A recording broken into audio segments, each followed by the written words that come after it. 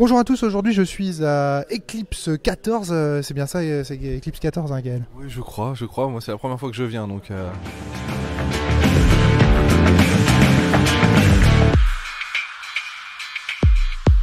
Je suis avec Gaël Sacré. Gaël, ça va la pêche?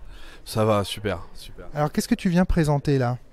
Eh bien, je viens présenter mes jeux. Là, déjà, le jeu qui va bientôt sortir, qui s'appelle Happy Together. Ah oui mais tiens, c'est incroyable, et il y a des relecteurs fantastiques sur ce jeu. Ouais, un certain Romaric Brillant, je crois, ouais, qui m'envoie des manuscrits, voilà, avec beaucoup d'humour. Ah, c'était très drôle. Ok, alors c'est quoi finalement Happy Together? C'est une volonté de jouer à Happy mais cette fois-ci à plusieurs quoi. Oui, alors à la base c'est ça, c'était plutôt on va dire un hack de mon propre jeu Happy, mais pour jouer à plusieurs. Finalement c'est devenu quelque chose d'assez différent, il a vraiment évolué. Autant Happy était vraiment centré sur la méditation, sur quelque chose de très positif, etc. Autant Happy Together est devenu un jeu assez doux amer en fait finalement, où on a des personnages qui essayent de trouver le bonheur dans des choses simples, mais avec il y a toujours un fond assez spirituel, assez aussi parfois sombre. On peut aussi jouer dans, on l'a vu, j'ai des gens qui ont fait des playtests dans des environnements des fois où j'aurais pas pensé, notamment Thomas Munich qui nous a joué avec des bikers par exemple.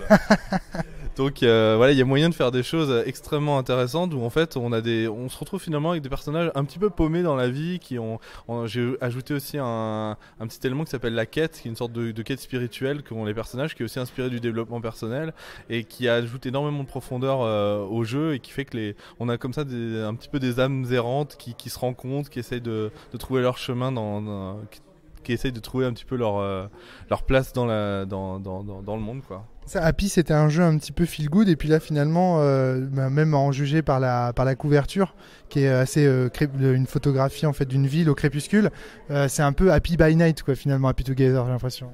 Ouais, c'est un peu ça. C'est vrai que dans la couverture, j'ai voulu essayer de retrouver ce côté un peu doux amer, c'est-à-dire que il y a quand même des couleurs assez chaudes, assez voilà, il y a le côté happy quand même, mais je voulais apporter une petite nuance, parce que c'était forcément facile que les gens se disent ah c'est Happy Together, du coup ça va être un jeu où on joue des bisounours, où tout le monde est content. On peut le jouer si on veut comme ça. On peut jouer des choses un peu à la mon voisin Totoro, ou au Kiki la petite sorcière, si on veut vraiment jouer dans des trucs un peu mignons, etc. Mais si on a envie vraiment de jouer des personnages un peu plus complexes, un peu comme dans des films indépendants américains, ou des genres de choses comme ça, ou pas forcément américains d'ailleurs, des films indépendants en général, où on a comme ça des personnages assez complexes, des subtilités. Et c'est un jeu qui a pas vraiment de fin aussi, un peu comme ces films justement indépendants, où des fois on arrive et le jeu est terminé, et en fait comme un film, en fait d'un coup fait ah tiens c'est terminé, on a partagé une tranche de vie de personnages qu'on connaissait pas et qu'on a appris à connaître, et qui ont noué comme ça des liens, et voilà, c'est un jeu qui s'est révélé, en plus moi c'est vraiment, il a évolué comme ça, qui s'est révélé assez subtil, et je suis encore assez bluffé là. Hier on a fait encore une partie en pleine nuit après le premier créneau, et les gens m'ont surpris encore de comment ils s'approprient en fait le jeu, et comment ils vont loin en fait dans l'interprétation de leurs personnages. Alors on rappelle, hein, ça s'appelle Happy Together. Moi, j'ai le petit livre en main, c'est un format très spécial, hein. C'est du quoi? C'est du A. C'est pas du A5, c'est encore plus petit que du A5. C'est vraiment tout mignon. Il y a une très très belle mise en page. Tu le vends déjà là sur le stand ou pas? On peut en acheter déjà là? Non, pas encore. Là, en fait, là, il y a 2 exemplaires. Il y en a un d'ailleurs on voit que c'est un exemplaire test qui a eu des soucis d'impression. Oh la vache, ah oui. Ouais. Et là, c'est le premier exemplaire qui, ça y est, qui commence à avoir donc, je pense qu'il y aura peut-être encore 1 ou 2 exemplaires test pour vraiment gérer les petits peaufinages, etc. de dernière minute. Mais il y a des chances que le jeu sorte d'ici quelques mois. Le temps de. Ça vient vite. Ouais, le temps de faire un petit peu de com aussi, parce que du coup il n'y aura pas de crowdfunding pour ce jeu-là. C'était un choix de ma part, donc du coup il va falloir que je pense à autre chose pour comment faire en sorte de créer une communication quand même intéressante autour Tu vas aller sur Lulu ou pas? Ouais, là donc le jeu là c'est de l'impression Lulu, donc il sera disponible sur lulu.com. dès sa sortie, avec je pense avec un PDF aussi, donc on pourra aussi le mettre sur son smartphone, sur une tablette et puis jouer un peu où on veut. L'idée c'est que donc c'est vraiment un format poche, c'est pas du A5, c'est le format poche de Lulu, donc ça ressemble un peu on pourrait acheter un roman en fait, un tout petit roman quoi de 40 pages, et on peut le mettre dans son sac, on peut le mettre ou alors en PDF sur son smartphone et on peut y jouer partout. Le jeu est fait vraiment pour on lit en fait, même si on l'a jamais lu, à la limite on peut le lire. Oui, c'est ce qu'il faut dire, c'est que c'est un jeu qui est très court là. Ça fait quoi, 26, 27, 30, une trentaine de pages quoi. Quarantaine de pages on va dire. Donc, ouais, et c'est un petit format donc ça se lit bien. C'est ça, voilà. Et on peut, j'ai fait en sorte qu'on puisse le lire. Enfin, c'est-à-dire qu'on se réunit entre joueurs, même si vous l'avez jamais lu, vous lisez juste ce qui a marqué, vous suivez les instructions. Normalement, vous pouvez jouer directement. Donc, on peut pas faire plus clé en main que ce jeu-là, quoi. D'accord, ok. Autrefois, on te trouvait sur le forum Les Ateliers Imaginaires. Aujourd'hui, il est fermé. Vous avez lancé une nouvelle structure collective qui s'appelle Courant Alternatif. Tu y es. Tu as ton jeu exposé là-bas. Comment ça se passe ? Alors là, la plateforme qu'on a créée, le site est encore en construction, on est encore en discussion. Donc il y a pas encore, il y a un forum c'est vrai qui ressemble un petit peu aux ateliers imaginaires. Par contre, il n'y a pas encore de librairie, il n'y a pas encore, voilà, le site est encore assez, voilà, c'est tout neuf quoi. Donc on est en train de réfléchir à des modules, à comment on va organiser cette nouvelle communauté. Et voilà, donc ça se fait petit à petit, on discute. Et comme on est parti sur un fonctionnement pas en termes d'auteur, mais plus vraiment communautaire, assez horizontal. Donc du coup ça veut dire que on cherche le consensus, donc ça prend beaucoup plus de temps, on doit faire des discussions assez longues, mais ça se fait petit à petit. Et la grosse discussion effectivement en ce moment, c'est la librairie, c'est comment on sélectionne les jeux, puisque là on n'est pas forcément parti sur l'idée de l'indépendance telle qu'elle était prévue, enfin telle qu'elle était définie sur les ateliers. Donc la grande question c'est comment on choisit les jeux, comment on les montre, comment on les met en avant, et comment aussi on va pouvoir peut-être créer une force, parce que la grande question qu'on se pose aujourd'hui, c'est on n'a pas, en tant qu'indépendant en général, ou en tant que petit auteur, on a du mal en fait à promouvoir ces jeux. Donc l'idée c'est comment on peut essayer de faire une communauté qui va être un peu présente partout en France et qui va pouvoir avoir une force à peu près équivalente à un éditeur qui peut être facilement présent partout.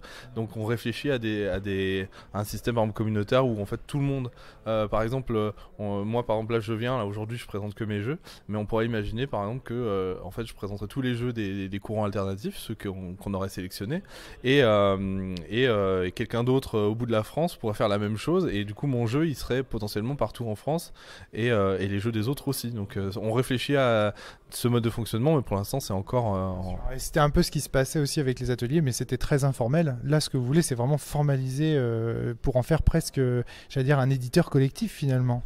Ouais, ce serait un distributeur collectif. Ouais, ce serait une sorte de, ouais, ce serait quelque chose comme ça. Bon, alors pour l'instant il n'y a vraiment rien de décidé, c'est vraiment ça se trouve on va pas réussir à se trouver un terrain d'entente et chacun va faire un peu sa sauce, mais c'est vrai que pour l'instant on se dirige sur ce genre de choses, sachant qu'on a vraiment une volonté d'ouverture avec les courants alternatifs. Donc on veut pas seulement être juste un forum, on veut vraiment promouvoir les rencontres IRL, qu'on se voit vraiment en vrai, en convention ou pas ailleurs, et même aussi en virtuel, c'est-à-dire organiser des parties virtuelles. Il y a déjà l'auberge virtuelle où on est déjà, certains sont déjà assez présents, mais voilà, on aimerait aussi pouvoir comme ça organiser des parties et que les membres des courants alternatifs puissent se rencontrer et qu'il y ait des vrais échanges et pas seulement purement forumique quoi. Ouais, bien sûr. Gaël Sacré, tu es aussi vidéaste, tu fais aussi des vidéos sur YouTube, notamment une série d'émissions qui s'appelle Mandala. Est-ce que tu pourrais nous en parler là rapidement, histoire que les auditeurs de la cellule aillent aussi voir ces vidéos que je trouve personnellement de très bonne qualité? Alors Mandala, effectivement c'est une chaîne YouTube et Dailymotion actuellement en tout cas, qui est aussi sur un site qui s'appelle Junk Food Factory. Donc je fais partie d'un collectif de vidéastes l'idée c'était de parler de jeux de rôle, les jeux de rôle un peu que moi je pratique, donc plutôt ce que j'appelle les jeux de rôle alternatifs, les jeux de rôle indépendants, forgiens, post-forgiens, tout ce que vous voulez, et c'est vrai que je trouve qu'il y a une surreprésentation des podcasts aujourd'hui dans le jeu de rôle, notamment un excellent qui s'appelle s'appelle La Cellule, je crois. Ouais, c'est ça. Hein. Mais il y en a d'autres. Hein, mais c'est vrai que je trouve qu'il manque de vidéos un petit peu des formats courts, comme on peut trouver un petit peu dans les podcasts YouTube aujourd'hui, qui sont assez. Un podcast souvent c'est 1 heure, 1 heure et demie, voire plus, et donc ça demande quand même un certain investissement en temps, et tout le monde l'a pas, et les gens qui sont rôlistes confirmés, on va dire, vont pas hésiter à prendre ce temps pour écouter des podcasts un peu pointus. Par contre, des gens qui s'intéressent pas forcément d'hyper près comme ça au jeu de rôle, ou même des gens qui connaissent pas, parce que moi j'étais surpris de voir, par exemple, ma première vidéo a été vue par pas mal de gens qui ne connaissaient pas le jeu de rôle et qui ont été surpris de voir notamment là je parlais des formats dans le premier épisode, de voir en fait qu'il y avait tout un tas de façons de présenter un jeu de rôle, en tout cas le manuel du jeu de rôle, et j'insiste bien d'ailleurs dans la vidéo sur le fait que ce sont des manuels de jeu de rôle et que la partie finalement c'est ce qu'on joue vraiment autour de la table, donc il y a aussi tout un jeu là-dessus. Donc voilà, j'essaie d'avoir des réflexions, de questionner un petit peu le jeu de rôle, voilà, mais actuellement donc il y a quelques vidéos, là j'ai pas eu trop le temps, donc ça fait longtemps qu'il n'y a pas eu de vidéo. Mais c'est quelque chose que je garde en tête, que j'ai vraiment envie de développer. Peut-être à l'avenir aussi créer des formats encore plus courts, un peu en mode podcast, mais avec de la vidéo. Mais voilà, je pense qu'il y a vraiment quelque chose à faire qui serait vraiment complémentaire avec les podcasts assez longs, où on pourrait un petit peu. J'ai aussi des idées de vulgarisation aussi. C'est un truc qui notamment on parle souvent notamment à La Cellule des théories forgiennes, etc. Et c'est vrai que étant assez proche de Frédéric Santès, j'ai pu un peu comprendre un peu tout ça, donc j'aimerais bien essayer de montrer ce savoir-là, non pas dans des articles qui sont parfois un peu difficiles à rentrer dedans, mais essayer de faire des vidéos vraiment de vulgarisation. Mais bon, ça demande un gros travail, donc ce sera pas pour tout de suite, mais c'est quelque chose qui me tient à cœur. Ok, bah c'est très intéressant tout ça. Où est-ce qu'on peut te retrouver? Donc sur Courant Alternatif, on l'a dit, on le répète. Donc deux jeux, Happy et Happy Together. Happy qui est un jeu qui se joue en solo, Happy Together qui se joue donc à plusieurs. Où est-ce qu'on peut te retrouver? Est-ce qu'il y a un endroit où on peut facilement discuter avec toi et éventuellement télécharger ou acheter Happy et Happy Together? Oui, alors donc il y a le site maîtrebois.com. Donc tout attaché, et puis effectivement vous pouvez me trouver sur les courants alternatifs, et puis il y a le prochain jeu aussi que je vais présenter. Ah, t'as un autre jeu? Imaginarium. Voilà, que je vais présenter ce soir. Il est encore un peu en playtest, mais il tourne bien maintenant.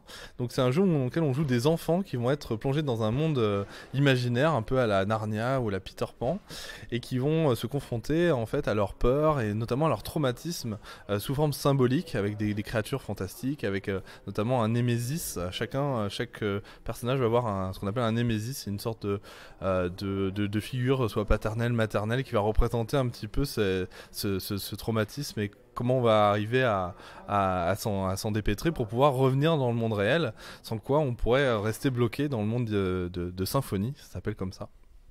Voilà. D'accord. Bon, heureusement que c'est une symphonie et pas un requiem. Exactement. Et la particularité aussi d'Imaginarium, c'est que il y a un MJ, contrairement à Happy Together, mais par contre, c'est assez collaboratif dans la mesure où. T'es très collaboratif, toi, j'ai l'impression. Hein. Oui, quand même. Je dirais pas que t'es un collabo, mais. On va pas aller jusque là quand même. Et donc, en fait, la particularité du jeu, c'est que les enfants, en fait, qu'on incarne, connaissent le monde dans lequel ils vont être plongés, puisque c'est un livre qu'ils lisent depuis et qui sont gamins, qui s'appelle Imaginarium, et qui décrit déjà ce monde. Donc en fait à tout moment les joueurs peuvent dire ah mais moi je me souviens de ce lieu là où il y avait tel personnage, et du coup ils peuvent comme ça participer aussi à la création de l'univers, sachant qu'il y a une base en fait comme ça que le MJ va présenter au début, donc tout le monde a accès en fait à l'univers. Il y aura pas un univers de 300 pages, ce sera vraiment juste des bases, et après on va pouvoir développer, et chaque partie, chaque campagne aura son univers qui va être développé, et voilà. Attention, là, je vais te poser une question piège. On voit bien ces derniers temps, Summer Camp, Perdu sous la pluie, les indépendants s'attaquent énormément à la thématique de l'enfance et fait jouer en fait à des rôlistes finalement assez âgés, peut-être même en âge de devenir papa ou maman, des enfants. Comment est-ce que tu expliques comme ça l'émergence de ces thématiques? Pourquoi est-ce qu'on fait jouer des enfants en ce moment? Est-ce que tu as une explication? Pourquoi en tout cas toi tu as eu envie de faire jouer des enfants sur ce coup-là? Enfin de faire en sorte que des joueurs jouent des enfants, pardon. Alors déjà, je pense qu'il y a déjà plusieurs choses. Dans les jeux un petit peu comme ça, on va dire alternatifs, déjà il y a souvent on a tendance parfois à jouer des personnages différents que juste des hommes ou des femmes de 30-40 ans ou même plus jeunes. Et donc on retrouve quand même il y a des jeux comme Blistage où on joue des adolescents, donc on retrouve déjà ça. Mais après, pourquoi les enfants en ce moment, là c'est vrai qu'il y a une salve un petit peu de jeux où on joue des enfants, je saurais pas expliquer. En tout cas pour ma part, c'est vraiment un jeu très personnel qui parle vraiment de ce que c'est de grandir en fait, qui pour moi était une étape assez compliquée de ma vie. Et donc T'es resté un grand enfant, je te rassure. voilà, c'est ça. Mais je pense d'ailleurs c'est un jeu qui va peut-être parler à pas mal de rôlistes, parce que quand on est rôliste, souvent on est un peu un grand enfant, on a du mal à se détacher d'un certain nombre de choses C'est aussi le regard que la société porte sur nous en général. Moi, je me fais traiter de grand gamin par mes parents, par mes grands-parents, voilà. C'est ça, voilà. Donc, mais voilà, donc c'est un jeu vraiment vraiment très personnel. Et, j'ai toujours été fasciné par Peter Pan, par ces films-là comme Narnia, etc. J'avais envie de créer quelque chose comme ça qui parle du fait de grandir. Qu'est-ce que c'est, qu'est-ce qu'on doit abandonner en fait. Le jeu parle de ça finalement. Qu'est-ce qu'on doit abandonner pour pouvoir accepter de grandir, et qu'est-ce qu'on y gagne, qu'est-ce qu'on y perd. Intéressant. Bah merci Gaël pour cette petite interview, puis on se revoit dans le courant de cette convention. A plus. Yes, avec plaisir. À bientôt. Alors là, je me retrouve sur un stand inconnu, avec une personne inconnue, un jeu qui s'appelle Doxa, c'est bien ça? Oui, c'est bien ça. Ouais. De quoi qu'il s'agit? Tu peux nous le présenter rapidos? En fait, c'est un univers cyberpunk où il y a des écarts technologiques très impressionnantes qui est dû à cause d'une richesse monopolisée, qui fait qu'au final, on va se retrouver avec des environnements très futuristes et d'autres plutôt médiévales, voire préhistoriques. Et on va incarner dedans des anti-héros, donc des bikers, des rebelles qui essayent de fuir ce monde ou de le défendre, mais en tout cas d'y survivre. C'est un petit peu proche d'un univers comme Mad Max, si j'en juge par la couverture du jeu, avec une moto, mais en même temps des sabres, des épées, un espèce de Mad Max avec du médiéval fantastique dedans. Enfin, Mad Max, ça se rapprocherait plus du post-apo. Là, on est plus dans un univers cyberpunk où il y a une société qui a repris place, qui contrôle vraiment les gens, qui contrôle le monde extérieur, qui va aller faire de l'esclavage, qui n'y a pas vraiment dans Mad Max, enfin même s'il y en a un peu. Mais c'est un peu cette idée-là que quand il y a des gens du monde développé qui vont dans ce monde sans la ressource importante, c'est un peu cet esprit d'arriver dans des paysages désolés avec des épées, des voitures et tout, alors que c'est pas ce qu'on y trouve. T'as une team, tu développes ça avec un groupe, avec un éditeur, ou non, t'es tout seul Je suis tout seul avec Ephraim, qui est mon co-auteur, et on a réussi à récemment publier notre démo aux éditions Imagivienne, et actuellement on est encore en recherche d'éditeur pour une possible édition d'un livre plus grand. D'accord, ok. Donc c'est le petit ouvrage que j'ai dans les mains là, en format A5. Il y a quoi? Il y a une trentaine de pages environ. C'est un kit de démo en fait, c'est ça? Oui, c'est un kit de démo. On peut y trouver un scénario, quelques personnages, un système expliqué brièvement et un univers également. Alors comment ça se joue? Tu peux nous expliquer rapidement? Il y a un meneur de jeu ou alors Oui, il y a un meneur de jeu et ça se joue comme tous les jeux de rôle classiques. On s'est inspiré de Basic, qui est le système de Cthulhu. Mais on a essayé de l'adapter à notre univers pour que ça soit encore plus simple. Donc du coup, on a un système de D20 inversé. En soi, on va avoir des compétences sur 20. On va avoir une valeur, par exemple 15. Si je fais en dessous, j'ai réussi. Si je fais au-dessus, j'ai raté. Et c'est à peu près tout ce qu'il y a à savoir sur le jeu. D'accord, je vois qu'il y a un casque de réalité virtuelle sur la table. Il y a quelque chose qui joue avec la réalité virtuelle dans Doxa ou c'est une pure coïncidence? Alors il y a quelque chose qui joue avec la réalité virtuelle, mais c'est aussi parce qu'en fait on développe une chaîne YouTube qui s'appelle NovaCorp, qui se base dans l'univers de Doxa, qui met en scène Togusa, un hacker du monde de Doxa justement, qui se sert justement de ce casque pour se projeter dans la matrice et dialoguer avec une IA pour présenter des œuvres cyberpunk terriens. Donc il y a une espèce de chaîne YouTube du jeu, c'est ça, qui en parallèle au développement du jeu, c'est ça? Voilà, c'est ça. Ah, c'est intéressant ça. Donc vous développez finalement le jeu à travers cette chaîne YouTube et en même temps dans les bases de votre gamme. Voilà, c'est ça. On développe plus notre gamme de base et notre contenu vidéo s'adapte au jeu plus que l'inverse. Mais voilà, en soi, c'est ça. Si je veux le trouver Doxa, je fais comment? Je vais où tu peux aller sur le site Facebook de Doxa où dedans tu trouveras une version PDF d'un scénario qu'on donne gratuitement, de notre démo aussi. Tu peux aller en convention où tu nous retrouveras. Tu peux aussi aller sur le site d'Imagivienne où normalement tu nous trouveras également. Ok, je te remercie. À bientôt. À bientôt. Toujours à Eclipse 14 à Rennes. Et à Rennes, qui est-ce qu'on trouve? On trouve des Rennais. Et parmi les Rennais, il y a Manuel Bédouet. Manuel, ça va la pêche? Écoute, oui, ça va très bien, merci. Alors aujourd'hui, tu es venu présenter un jeu que je ne connais point, dont j'ai entendu parler néanmoins, les marches aux marches du pouvoir, ça s'appelle. Est-ce que tu peux nous en parler rapidement? Qu'est-ce que c'est que ce jeu? Écoute, c'est un jeu qui est en plein dans l'actualité parce que c'est un jeu où on joue des ambitieux sur des thématiques assez politiques. C'est un spin-off de Sur les frontières. Cette fois-ci, plutôt que de jouer justement les frontières, on va jouer à la capitale et on va jouer des gens qui veulent gravir les marches du pouvoir, justement.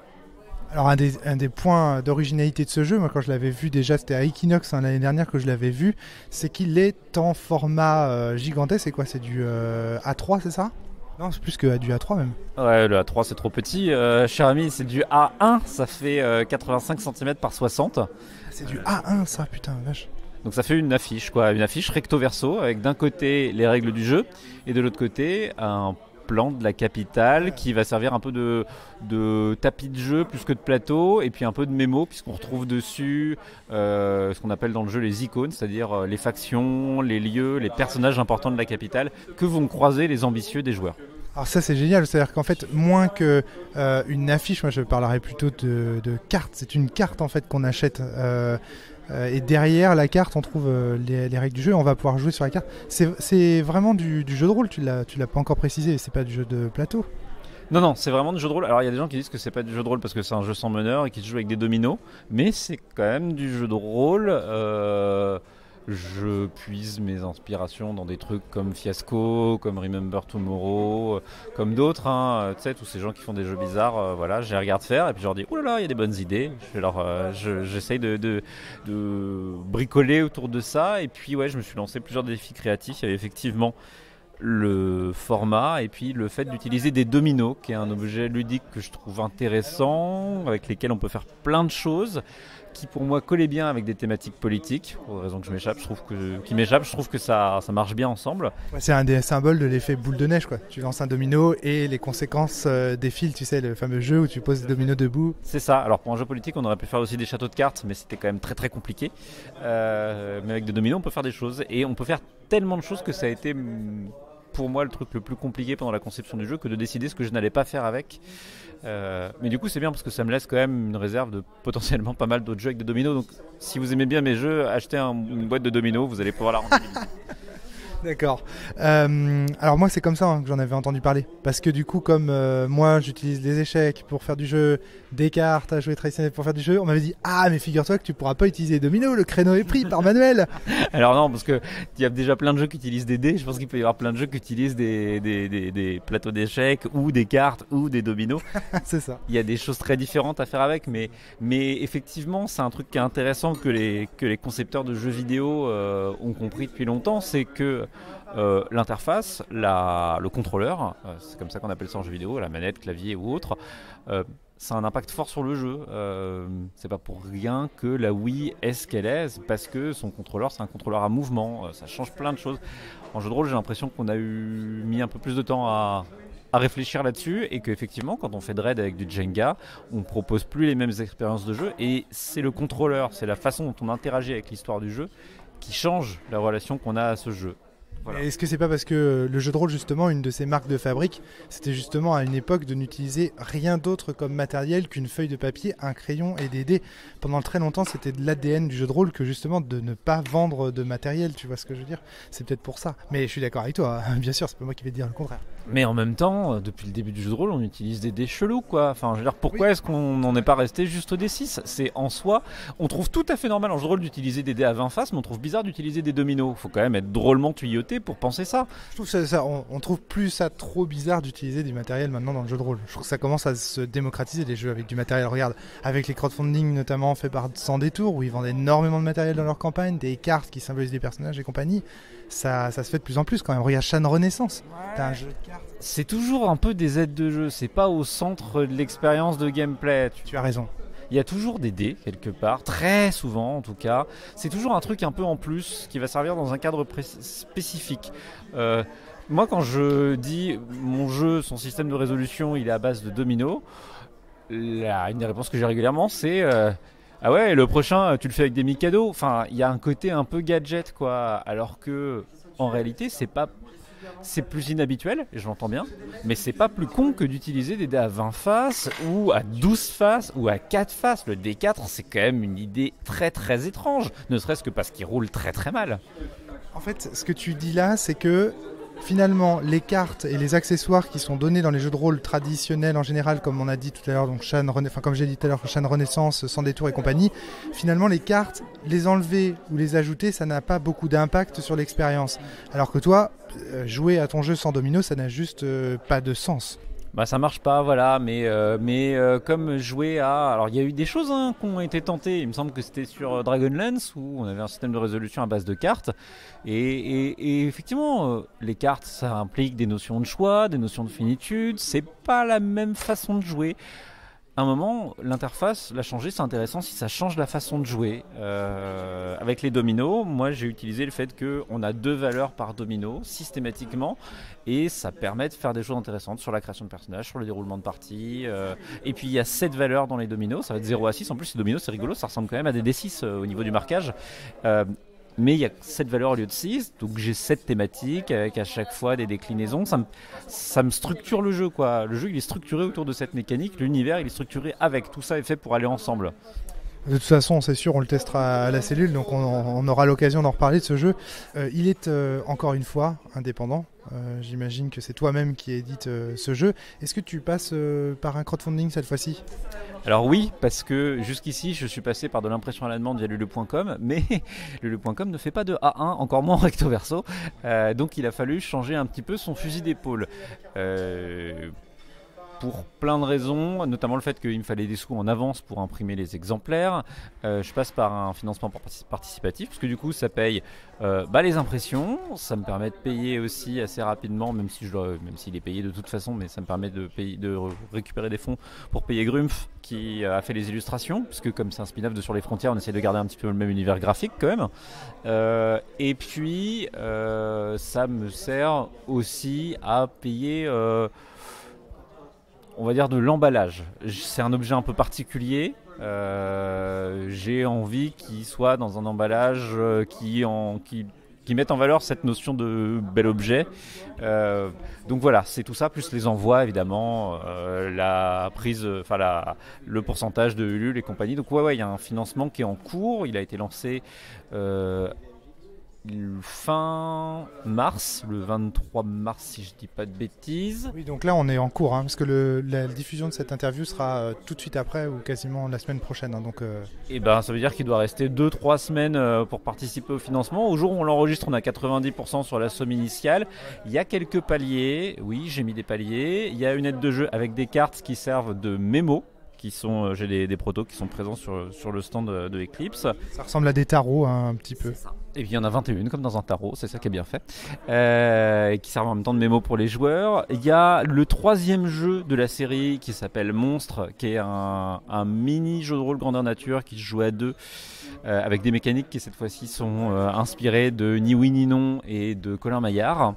Et puis il y a un hack, une variation autour de Aux Marges du Pouvoir, avec les mêmes règles, mais où, en changeant des éléments d'univers, on propose de jouer à Hollywood dans un univers contemporain. D'accord, ok. Bon, c'est très intéressant. Tout ça, je vous invite vivement à aller regarder sur le Ulule et à participer aux Marges du Pouvoir, finalement. Voilà, et puis en plus, c'est pas très très cher. Mais et puis c'est la période pour mener une campagne, donc voilà, votez pour moi. Allez, à bientôt, Manuel. Salut. Salut. Je suis toujours à Eclipse et là j'arrive sur un stand étrange avec des pièces en chocolat, des cartes à jouer. Des pièces en chocolat pour Pâques. Ah d'accord. Il n'y a pas un système de jeu avec les pièces ? Avec des jetons, tout à fait. Mais comme c'est Pâques, c'est des pièces en chocolat. Comme ça, les joueurs, quand ils gagnent beaucoup de mises, ils mangent plus de chocolat que d'habitude. Alors qu'est-ce que c'est ? Il y a une carte aussi, j'ai l'impression, en dessous de ton matériel. Il y a des jeux de cartes. Je décris rapidement le stand parce que c'est ça qui est rigolo. Il y a donc ces pièces en chocolat, des cartes étalées comme si on venait de quitter le comptoir et C'est ça, quelqu'un. voilà. La table de poker. Voilà, il y a une carte qui a l'air assez sombre, assez polar, assez thriller sous le jeu, et il y a une mallette de poker et un livre, Les Rois de New York, le coup de poker sous-titré, un jeu dont vous êtes le héros par Patrick Delmotte. J'imagine que Patrick Delmotte, c'est toi. C'est moi, tout à fait. Alors tu nous expliques, qu'est-ce que c'est? Alors, qu'est-ce que c'est? Dans les Rois de New York, on joue des mafieux à New York aujourd'hui. Et comme tout mafieux, on joue au poker. Pour le système, tout simplement. Donc il y a évidemment un MJ qui sert de croupier. Et les autres joueurs qui jouent contre le croupier.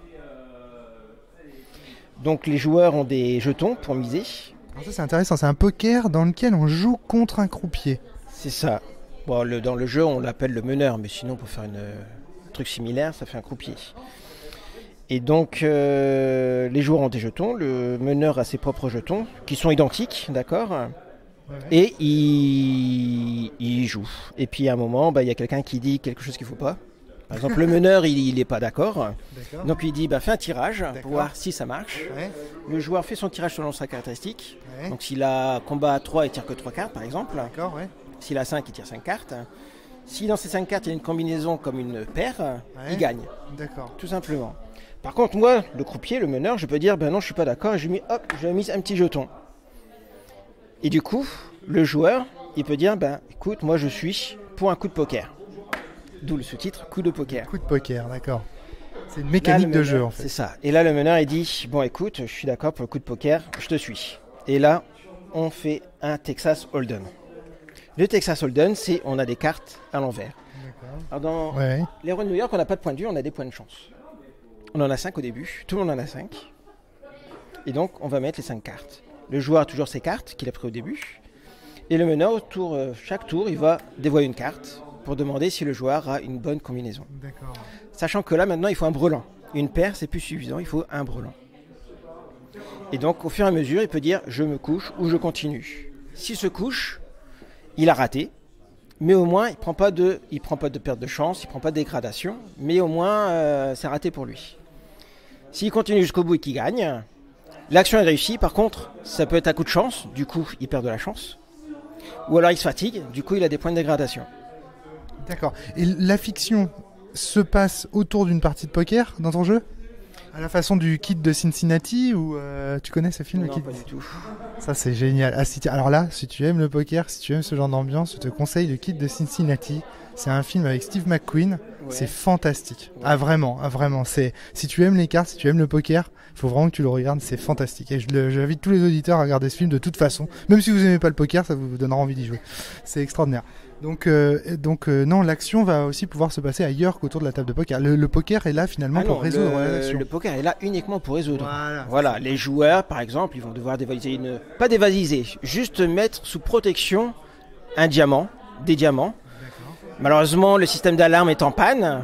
Donc le boss, il leur demande à ses hommes de main d'aller chercher les diamants pour les mettre sous protection à la mafia. Comme ça, après, il va téléphoner au boutiquier pour lui dire « Écoute, comme par hasard, devant chez moi, il y avait un sac de bijoux. Par chance, mes hommes étaient là. Par chance, ils m'ont donné ton sac. Du coup, ça serait bien, comme tu vois, on en avait parlé, mais ça serait de payer une petite mutuelle, une petite assurance pour éviter ce genre de désagrément. Parce que là, ça aurait été quelqu'un d'autre, ça serait perdu. » D'accord.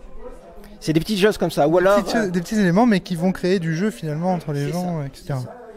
Ok. Sachant que là, c'est des versions qui durent 2 heures. Donc là, c'est ton nouveau jeu en fait, parce que je vois aussi qu'il y a d'autres tableaux. Il y a un jeu dont vous êtes le héros, donc Les Enfants de Chronos et Jeune Royaume. Tu peux nous parler rapidement de ces deux?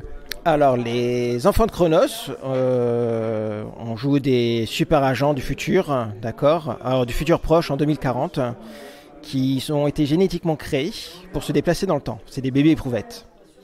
Et donc, ils sont embauchés par l'ONU, par un commissaire, pour effectuer des enquêtes dans le temps pour illuminer certains points obscurs de l'histoire, comme par exemple le meurtre de Kennedy, pour faire simple. D'accord. Donc là où on voit la pochette, ça se passe au Vietnam. Ça me fait penser à Code Quantum. C'est ça. Ça se passe au Vietnam, et donc les gens sont amenés à retrouver la disparition du lieutenant Ryan. D'accord. Et donc ils vont enquêter par rapport à sa disparition. Évidemment, ils ont les rapports, ils savent à quel moment il a à peu près disparu.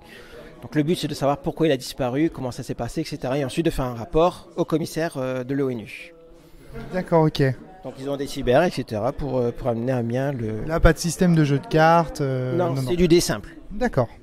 Les Jeunes Royaumes, donc un autre jeu dont vous êtes le héros. Et le vainqueur d'un concours de création de jeux de rôle.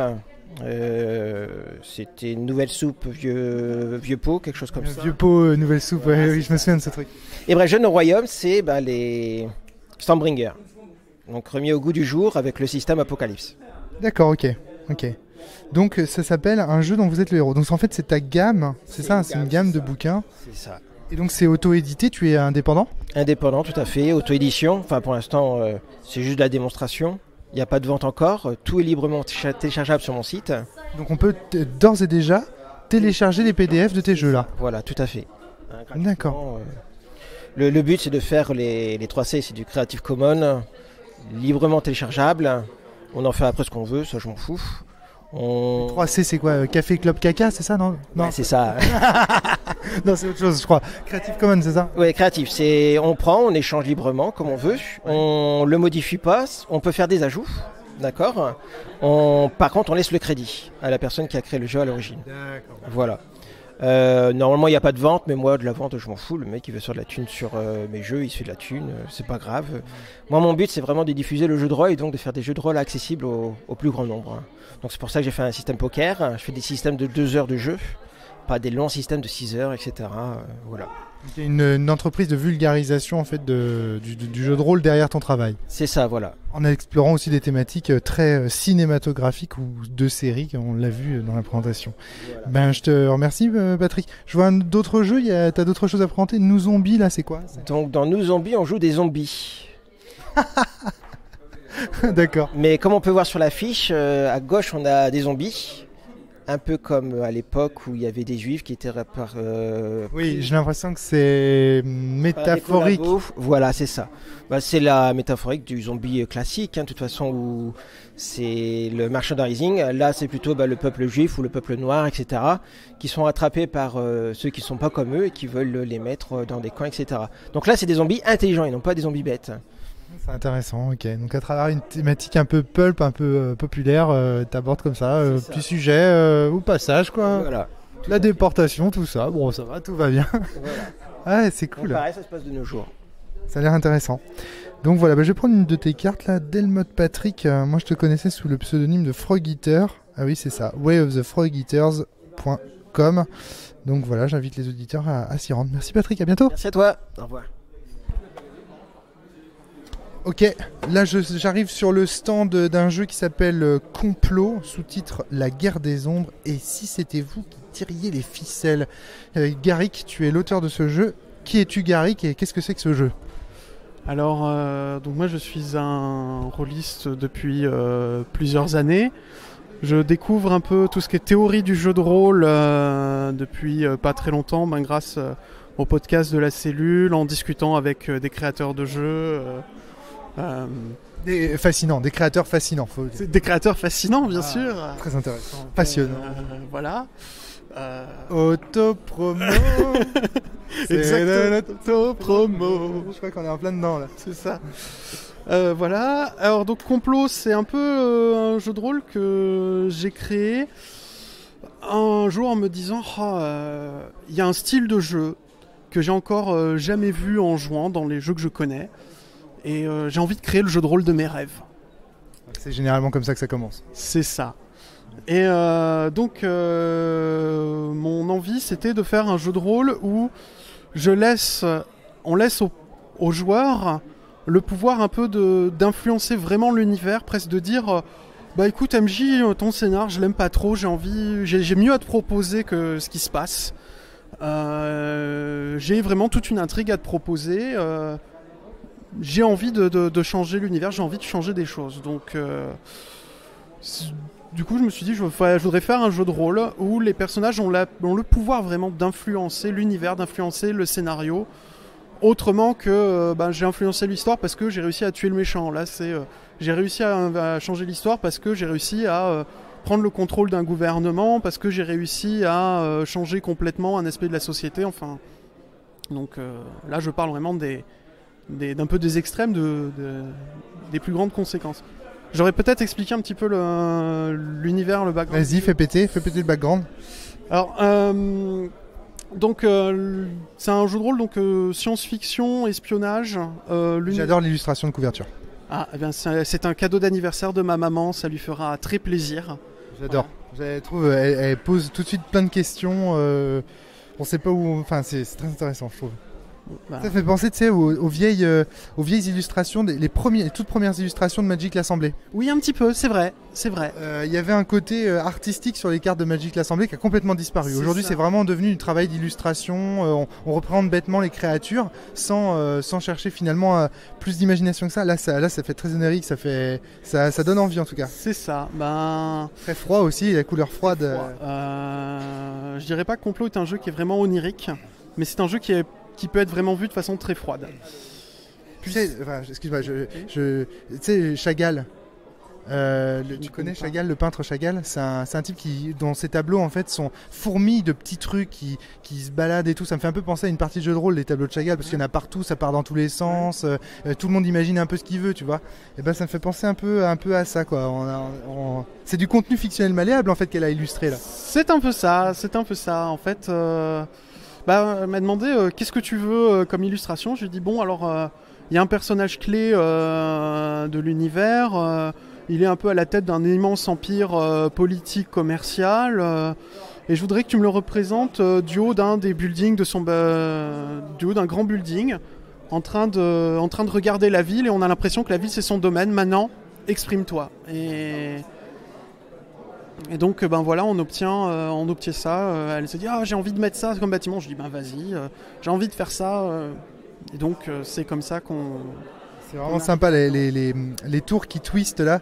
Ça me fait penser à Dark City aussi, tu sais, ces scènes de syntonisation où tu vois tous ces gars qui se rassemblent pour créer la ville. Ouais, c'est vraiment, elle est vraiment sympa. Donc les meneurs sont attendus dans l'amphi C. Les meneurs dans l'amphi C, merci. Ouais, donc les meneurs sont attendus dans l'amphi C, donc il va falloir qu'on spin. Ouais, c'est ça. Donc comment tu mets en place le système avec cet univers-là Alors, parce que là, du coup, un seul personnage qui domine le monde, et comment les joueurs vont influencer. Alors, donc en fait, c'est pas exactement vrai. Il n'y a pas un seul personnage qui domine le monde. Donc l'univers de Complot, c'est un univers où il y a où pour la personne moyenne, les choses n'ont pas énormément changé. On se lève, on va travailler, on va acheter plein de produits de consommation, on les utilise, on va se coucher, puis le lendemain on recommence. Par contre, en secret, il va y avoir des grosses corporations multiplanétaires, il va y avoir des organismes secrets, des gouvernements, etc., qui essayent chacun de se tailler un peu leur part du gâteau, d'essayer de contrôler les autres, d'essayer de dominer les autres. Et le rôle des joueurs dedans, ils vont être des agents spéciaux de ces organisations. Ils sont déjà des agents d'élite, ils sont déjà très importants, ils sont peut-être cadres plus dans leur giga planétaire, ils font partie de certains de ces complots. Et à chaque fois, un scénario va être l'histoire d'un complot qui est en train de se développer, qui est en train de se déployer, quelqu'un est en train d'essayer littéralement de dominer le monde. Et généralement, les joueurs vont être envoyés en mission. Notre concurrent est en train de faire quelque chose, on ne sait pas encore trop. Puis finalement, on découvre que le concurrent est manipulé par une deuxième personne, qui elle-même est manipulée par une troisième personne, et on démêle tout ça. Donc c'est quand même un jeu à mission, un jeu à enquête. C'est un jeu à mission, je dirais. C'est ça, c'est un jeu à mission. Sauf que les joueurs ont tout à fait la liberté de dire, en fait, j'ai pas envie de complètement suivre la mission. Parce que maintenant que j'ai identifié un peu qui tire les ficelles, je suis en train de me dire qu'il a déjà préparé toute la structure pour contrôler ce pays. Si je me débarrasse de lui, je peux récupérer les commandes de la marionnette et puis après je peux devenir le chef. Et c'est marrant, oui. C'est ça. Et donc par exemple là, moi je viens de faire jouer une table où à la fin les joueurs ont dit c'est bien, on a compris qui étaient les coupables. Alors maintenant les gens autour de moi c'est pas exactement mes alliés. Je vais m'assurer de les écarter et moi je vais récupérer la mise à la fin et puis je vais faire gagner mon camp. D'accord. Est-ce que tu pourrais nous parler du système de jeu? Il y a un MJ, il y a des joueurs, c'est un jeu de rôle classique traditionnel? C'est un jeu de rôle vraiment classique. Il y a un MJ, c'est lui qui a l'autorité. Il y a des joueurs, ils ont l'autorité sur leur personnage. Il y a un système de compétences, il y a quelques caractéristiques. La particularité, c'est que donc il va y avoir une gestion des ressources. Donc la faction dont on fait partie nous donne accès à des ressources qui vont dire, par exemple, alors moi je travaille pour une entreprise très influente, donc je peux plus facilement influencer d'autres entreprises. Je travaille pour un réseau d'espionnage, donc je connais des agents dormants, et le joueur va pouvoir à un certain moment invoquer ces joueurs, dire ah mais en fait ça tombe bien, moi je connais justement une taupe infiltrée dans la multiplanétaire martienne qui gère tout le marché de l'aéronautique. Ça tombe bien, il va pouvoir me dire ce qui se trame dans le milieu. Tu as créé de la fiction pour résoudre des conflits finalement. C'est ça, il y a de ça. En plus, on a ajouté, pour répondre un peu à la question du est-ce que le MJ doit tricher ou pas. Je me suis dit, et si en fait on insérait cette histoire de triche dans le jeu. Donc, à un moment, les joueurs incarnant des personnages exceptionnels peuvent soudainement décider, prendre l'autorité de la narration au MJ et dire alors en fait, il va se passer ça. Et ça se passe. Il y a toujours une contrainte de cohérence dans ce qui se passe. C'est-à-dire qu'on peut pas soudainement je découvre un téléporteur dans ma poche et je vais pouvoir aller disparaître à l'autre bout de la planète. Non. Mais par exemple, si on a un personnage qui est bloqué, par exemple, il est tout seul face à beaucoup d'ennemis, il peut dire soudainement alors je me lève, je réussis à vider mon chargeur, à éliminer tous mes ennemis, j'ai réussi à fuir et en plus je suis même pas blessé, par exemple. Et donc quand il fait ça, il va donner un jeton au maître du jeu, et le maître du jeu aura le droit de rendre l'appareil grâce à ce jeton. D'accord, ok. Ouais.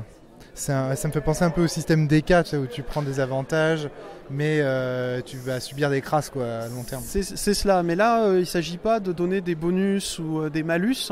C'est vraiment, je deviens l'autorité de la narration, oui, d'accord. Des dés. Ce qu'on se dispute, c'est pas si une action réussie ou échoue, c'est la narration en fait. C'est un peu la narration, c'est plutôt narration disputée, comme dirait Grégory Privat dans Bimbo. D'accord, très bien. Donc, où est-ce qu'on peut trouver Complot ? Alors, le livre de base est disponible gratuitement sur le site internet. Le site, c'est complot avec un S le tiré du 6 jdr.fr. D'accord. Complot-du6jdr.fr. Voilà. Et donc du coup là on peut trouver le PDF du jeu. Le PDF du jeu, dedans il y a le système de règles, l'univers, un guide du MJ avec une description un peu plus détaillée de l'univers des gros PNJ clés, et un scénario d'initiation qui va donner un peu l'ambiance. Oh putain, c'est déjà très complet hein. Je vois ça, il y a déjà une centaine de pages en A4. Attention là les gars, on n'est pas dans... Attention, c'est déjà plus un petit jeu quoi, c'est vraiment... c'est écrit assez petit, 2 colonnes, bien mis en page. Merci. C'est bien. Donc ouais, non, ça a l'air intéressant tout ça. Bah écoute, merci Gary de nous avoir présenté ça. Alors ton vrai nom c'est Sébastien Martinez aussi, on peut peut-être te retrouver avec ce nom. T'as un compte Facebook, t'as quelque chose, on peut venir te poker, te liker, te tweeter, te retweeter. Vous avez plus vite fait de chercher la page Facebook de Complot JDR en fait. Ah, t'as une page Facebook, d'accord. J'ai fait une page Facebook pour le jeu. Voilà, je pense que c'est plus facile de m'atteindre par là ou par l'adresse email qui est sur le site de Complot. D'accord, très bien. Merci Sébastien. À bientôt. À bientôt. Ok, alors là je suis sur le stand de quelqu'un dont le nom est imprononçable. Tu me prononces ça? LCH et AN. LCH et AN. Alors qui est LCH et qui est AN? C'est moi et moi. Ah, vous êtes nombreux dans ta tête. En fait, on n'est pas tant que ça. Mais je suis en cours de diagnostic de schizophrénie. C'est vrai. C'est ça. Et donc ça n'a rien à voir avec le dédoublement de personnalité, ni le trouble de la personnalité. Mais c'est une thématique qui t'intéresse à titre privé et personnel. Ouais, c'est ça, parce que tout le monde croit que c'est la même chose. Non, pas vraiment en fait. Alors c'est pas du tout la même chose. Et effectivement, il y a des gens qui le savent. Mais beaucoup de gens imaginent que les schizophrènes sont Mr. Jekyll et Mr. Hyde. Enfin, Dr. Jekyll et Mr. Hyde. et pas du tout en fait. En réalité, le schizophrène, si mes souvenirs sont bons, c'est plus comme Nash dans Un homme d'exception, c'est-à-dire que tu vois des gens éventuellement qui n'existent pas, à qui tu peux parler, mais t'es pas sûr qu'ils existent et compagnie, alors que le dédoublement de personnalité, c'est vraiment, t'as plusieurs personnalités et pas uniquement 2 comme le grand pop dans Saint Seiya, mais plein. C'est ça. Très bien résumé. Mais moi je l'ai appris tard. Ça. Donc toi, tu es un authentique schizophrène, peut-être. Bah peut-être, parce que le diagnostic met plusieurs années et je fais tout pour le ralentir. Parce que j'ai pas envie d'être sûr. C'est génial. Donc L-C-H-E-A-N, c'est comme ça que ça se prononce. Ça. Tu as créé un jeu qui a tapé dans l'œil d'Emmanuel Meffray et qui s'appelle Seeds of Darkness. J'aimerais bien que tu nous en parles. Alors, ce jeu s'inspire énormément d'un jeu vidéo. Oh mon dieu. Attends, ça va être... Attends, comment il s'appelle ce jeu ? Il y avait un truc avec Darkness dedans. C'est un point and click. Putain. Qui s'appelle Darkseid. Ah non, je connais pas. Un point and click que je ne connais pas. Un excellent point and click. C'est récent ? Pas du tout. Pas du tout, hein, on est au milieu des années 90. Si je ne m'abuse, on est en 96 ou 97. Et Mike Dawson, qui est le concepteur du jeu, s'allie à un petit graphiste un peu naze qui s'appelle Hans Rudi Giger. Donc le créateur. Un petit graphiste pourri. Ouais. Voilà. Donc c'est une merveille pour les yeux, pour tout. Tu m'étonnes. Et le scénario... il déchire quoi. Il déchire grave. Voilà. Avec un personnage principal qui ne sait pas, qui oscille entre une réalité et une fiction glauque et morbide, et il ne sait pas où il se situe. Et donc c'est forcément le point de départ d'une grande aventure. D'accord, ok. Et donc du coup dans ton jeu de rôle, on joue de tels personnages ? Alors, on peut jouer de tels personnages, mais on va surtout jouer... On joue à quoi ? On joue dans quel univers ? Qu'est-ce que c'est ? Alors, est-ce qu'on joue dans un univers ? On joue, oui, dans un univers au sens générique, mais on va plutôt jouer dans 3 univers ou 3 dimensions, ou on peut les appeler comme on veut en fait. C'est 3 mondes parallèles, admettons, et synchronisés. C'est-à-dire que chacun y a son représentant, donc un alter ego dans chaque monde, que ce soit le sous-monde, le monde ou le surmonde. Et là, je m'étends pas tout de suite sur l'aspect psychanalytique, mais le joueur ne joue pas un personnage, il joue les 3 alter ego qui forment son personnage. D'accord, donc tu joues finalement tu es un joueur pour 3 personnages. C'est ça. Dans 3 mondes différents. Exactement. Le truc de ouf. D'accord. Voilà. Ça peut rebuter, ça peut faire peur, mais je crois que d'expérience dans les conventions ou dans les parties test, on s'y fait assez vite en fait. Tu serais pas un fan de Philippe Cadic ? Alors j'aime beaucoup Philippe Cadic, mais je ne me considère pas comme un fan. Ok. Comment on y joue ? Qu'est-ce qui se passe ? Enfin concrètement, qu'est-ce qu'on a ? On lance des dés, il y a un maître de jeu, il y a des joueurs, ça se joue comment ? Alors on lance des dés. Oh non ! Merde. Non, c'est vraiment con, mais mais étant donné que c'est un jeu assez fétichiste, voire très fétichiste, au-delà des latex, des talons aiguilles et du cuir, des godemichés, etc., eh bien le fétichisme du rôliste sont ses dés. Celui qui marche bien, celui qui ne marche pas, etc., etc. Et donc on joue avec une panoplie de 9 dés, le D4, le D6, le D8, le D10, le D12, le D16, le D20, le D24 et le D30. Ah oui, il les fallait tous quoi. C'est vraiment ça. Puis il fallait faire travailler les vendeurs de dés, comme la loutre rôliste qui est avec nous aujourd'hui. D'accord, très bien.